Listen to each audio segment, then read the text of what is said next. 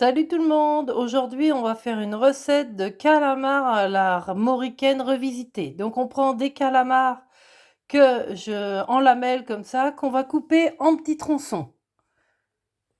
Ensuite, on va émincer 2 oignons, 2 belles échalotes et 3 petites gousses d'ail.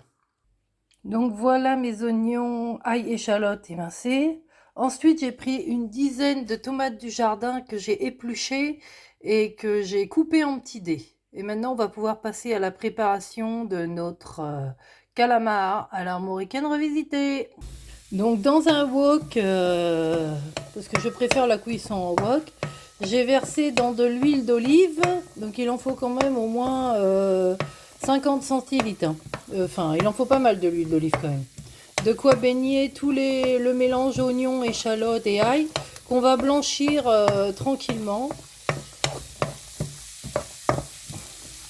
Et quand ce sera blanchi, on rajoutera notre pulpe de tomate maison du coup. Donc voilà, mon mélange est blanchi. Je vais donc rajouter, comme je disais, mes tomates. Hop là.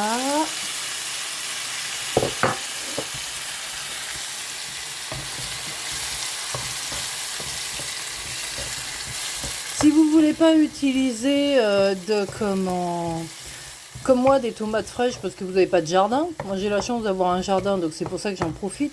Vous pouvez aussi mettre une boîte, de 2 boîtes, je veux dire, de 250 grammes de concentré de tomate ou une grosse boîte de 500 grammes. Hein. Mais il en faut, voire même pour 1 kilo de calamar, il faut au moins ça. Il faut de la sauce. Hein. Ensuite, on va saler donc avec du gros sel. Moi, je prends, c'est du sel de Guérande. C'est ça l'avantage d'habiter en bord de mer. Et puis avec mon métier, on a tout le temps besoin de sel, donc on est gâté pour ça. Et puis, on a aussi du poivre qu'on va poivrer un peu pour rajouter un petit peu de goût à notre préparation. Donc on a fait réduire un peu nos tomates là. Elles commencent à rebouillir un peu. Donc là, on va mettre nos calamars. Nos 1 kg de calamars qu'on a coupé en dés. On la met dans notre préparation. Et là, on touille pour que ça se mélange bien.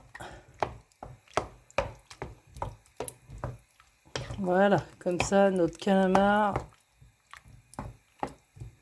Et là, on va mettre à couvert à cuire pendant, allez, on va dire un petit 10 minutes, un quart d'heure pour la première cuisson.